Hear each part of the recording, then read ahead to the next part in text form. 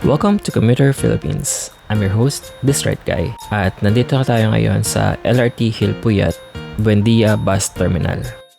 May 5 paraan para mag-commute mula Buendia papuntang SM Mall of Asia. Ang una ay sa pagsakay ng e-trike. Meron ding multicab dito sa tabi ng McDonald's na papuntang SM Mall of Asia. Ang pangatlong paraan ay ang pagsakay ng mga bus na papuntang PITX na dumadaan sa Buendia. Meron ding modern jeep na Buendia to PTEX na dumadaan ng SM Mall of Asia. Ang huling paraan ay cutting trip mula Buendia papuntang Heritage at Heritage papuntang Mall of Asia.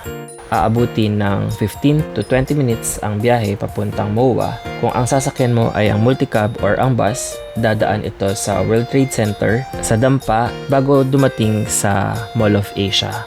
Ang mga jeep at mga bus ay karaniwang bumabiyahe mula alas 4 ng umaga hanggang alas 12 ng gabi. Thanks for watching and don't forget to subscribe to my YouTube channel. See you on the next video.